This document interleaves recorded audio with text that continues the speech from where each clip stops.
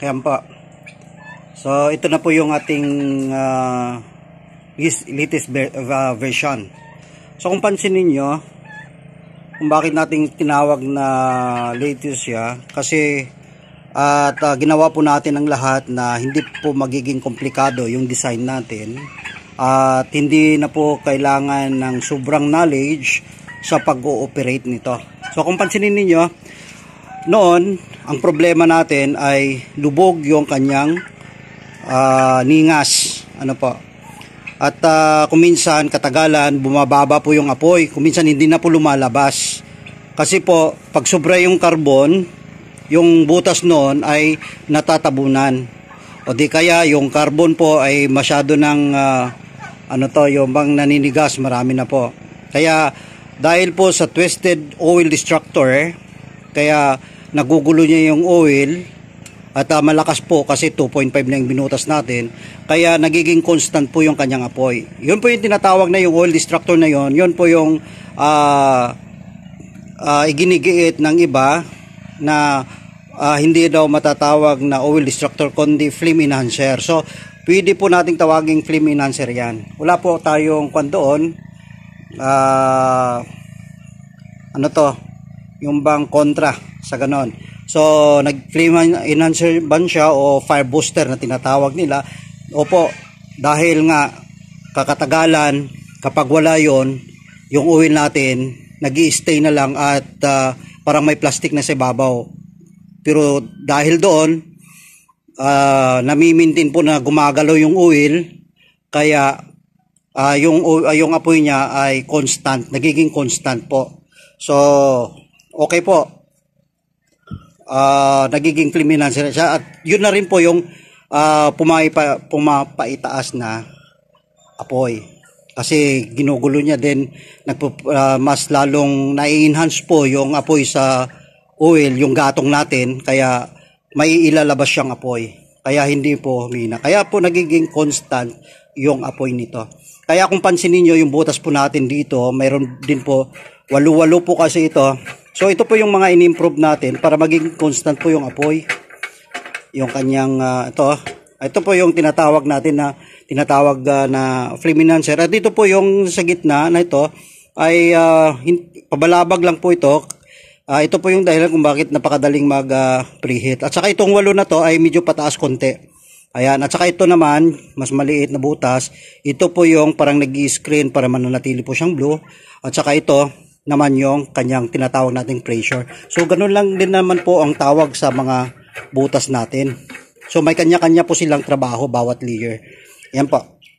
Ngayon, ang isa pa nating problema noon ay kapag nagbukas na tayo dito, minsan hindi natin nakukontrol, puno na pala o di kaya inaabot na yung butas natin doon. Siyempre, yun po ay daanan ng hangin. Saan ba siya lalabas kapag pinasok yon ng oil? Siyempre pupunta po at lalabas dito sa fan. So dito na siya, minsan nababasa na yung fan natin, at yun na po yung dahilan na maaring masisira siya. Kaya ngayon, binigyan natin ng pansin yon. Ito na po ngayon ang ginawa natin. Ito na po yung tinatawag natin na oil level regulator. Ayan, minimaintain niya po yung tamang yung level nito sa chamber. Kaya kapag nagpapatak-patak na tayo dito at pag sumubra dito na po yan babagsak. Ngayon, kapag bumabagsak na dyan, nakikita natin. So, that the time na magkuha na tayo, magre-reduce na tayo ng patak dito. So, kaya tinatawag nilang manual level regulator. So, yan po. So, ito po yung mga dahila. Ito na po yung mga problema noon sa mga used oil kalan. Kaya minsan ang dami pong nadi-discourage sa paggagamit nito dahil po sa mga ganong mga kadahilanan. So ngayon, binigyan po natin ng pansin ng mga yon, kaya ito. Ang ginawa po natin ay yung ang hinahanap po natin, yung pinaka-simplest way na mamimintin po yung ating kalan at saka yung pag-ooperate, na hindi na natin ng sobrang kailangan ng knowledge sa pag-ooperate, kasi nga ang purpose natin ay ang makatipid lang. Ano pa? Kung sakali naman na gustuhin natin na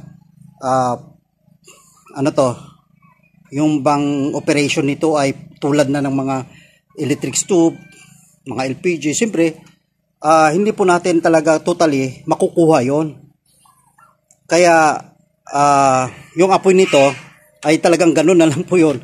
At yun po yung, ginawa na natin ng paraan na magiging maganda po talaga yung kanyang apoy sa, ano to, use oil stove na to. So, yun na po yung kanyang apoy, natural na apoy niya. So, ngayon, ang isa pang problema, kaya yung iba ay natatakot na bumili nito o gagamit nito dahil po sa pag na babagsakan po ng tubig ito, nag-overflow yung mga niluluto natin, lumiliyab po.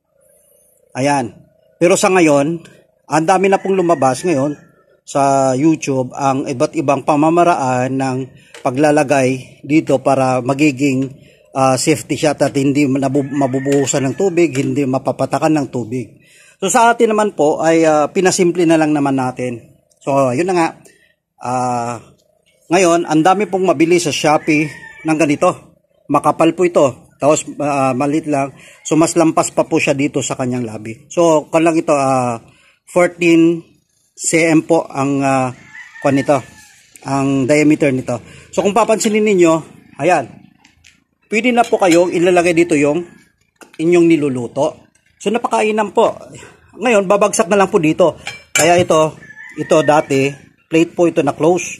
Ngayon hindi na, para babagsak na lang po kagad ang tubig dito. So ito na lang po ang ilalagay ninyo. At ito po may groove siya dito. At talagang hindi na dito dadalo yung tubig at pupunta sa gitna. Dito na po yan, babagsak na yun sa baba. At tested ko na po, ito po yung ginagamit ko ngayon. So sa binta kong to, hindi po kasali. Hindi po kasali ito. Hindi po kasali. Bali, kayo na po ang kasi kung isasali ko pa ito, another sa shipping naman po. O, kaya marami po, kung sino yung mga gusto nito, ibibigay ko ilang po yung link ng kung saan po mabibili ito. Napakarami po nito na at saka makapal po. Maganda po ito. Yan, stainless po talaga. So, ganun lang po.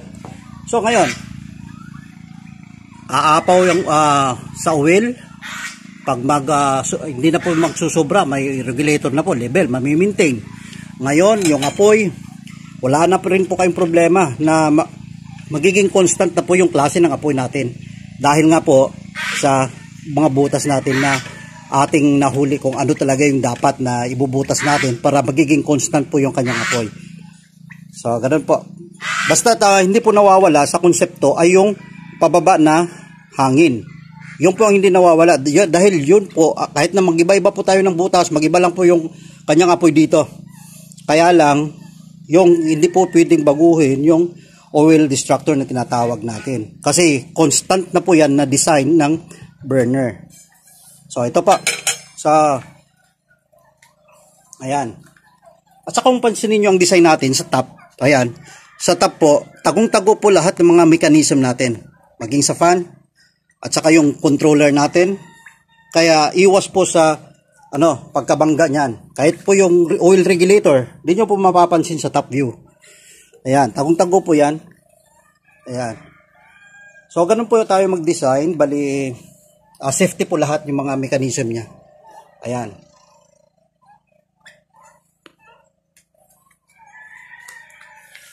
So, minabuti ko na rin pong open dito. Ano po? Kasi, may mga ginagalaw po tayo dito. Kaya maglilinis tayo sa palibot niya. Siyempre, ganun lang po. At saka, siyempre lahat naman po, iwasan po natin na maghawak habang nagluluto tayo sa kanyang frame. Natural lang po yan. Kahit na dito, may iinit po yan. Iinit pero, kaya kasali na po yan sa ating dapat bigyang pansin. So ito lang po, hanggang dito na lang. Shoutout na rin pala kay Sir Ligayada. Ito, design. Nagdi-design na rin siya. Ito po yung design na sabi niya, accidentally lang daw na nangyari yon. Pero ngayon, ay ang laki pala ng tulong. Kaya shoutout Sir Ligayada sa contribution mong yan. At pansin ko rin si Sir J. Jolly. Sir J. Jolly TV. Bali, maraming salamat sa mga pagtangkilik mo sa mga konsepto na ginagawa natin. Ngayon, talagang nakakapag-tutorial na rin kayo at ibinabahagi nyo na rin ano man yung mga discovery nyo tulad ng LPG mode, 3 bagay na inilalagay dito. So malaking bagay po yon. At kay Sir Boy Bakal, naimbang nga bigat mo kaya talagang makumindaran dagiti araramidam. Kaya sa pag-share mo ng mga bagay at sa likod ng yung mga may nararamdaman ay talagang patuloy pa rin kayo sa mga gawain. So isa pong inspirasyon yan sa amin na gumagawa ng ganon at pinapakita nyo yung mapagpakumbabang mga kalooban ninyo. So isa shoutout po sa inyo. At si Sir Jaime din, ano po Sir Jaime, magandang araw sa atin. So ayan, ang dami rin yung mga ipinapakitang ginagawa ngayon, pag-i-improve ng mga burner at saka ayan, kitang-kita natin yung mga ginawa niya rin yung splash proof, ano po. So ilang basta ang importante, ang aim natin sa mga paggagawa ng mga ganito ay yung wag po natin sanang ano to, yung bang complicated na mga designs. So pambahay lang din naman ito, pang outdoor. Pero actually ito ginagamit ko na rin sa indoor. So napakaganda po, lalo na kapag may exhaust fan kayo sa taas niyan, napakaganda po. Wala na po kayong problema. So shoutout sa inyo. Ano po? Si Mixworks. Magandang araw po. At shoutout sa inyo. At kay MyWin. Ayan, kumagawa rin po ito. Ang dami niya rin pong design. Si Sampord, ano? Kapwa ko Ilocano dito taga Luzon na niya. Ngayon siya ka taga Mindanao. Kung naimbag nga bigat yo, weno aldaw, weno iti niya mga kanito, ti inak panag shoutout kada kayo. Okay? So, si Sir Kasinet, bye, mayong udto sa imuha diha. Padayon lang sa atong mga ginahimo. At salamat sa mga contribution mo sa mga ano to, sa imong mga ginapang invento. Okay, so mayo na siya kanang mga konsepto nga imong ginapakita. So padayon lang. Okay? At sino pa ba? Si Daniel, ang ganda rin, no? Si Daniel dati dyan, no? Ang ganda yung mga gawa niya. Talagang may ikon kasi siya, ano to, turnuhan. So magaganda po yung mga gawa niya. So shoutout din sa'yo, sir. Ito. Sino pa ba?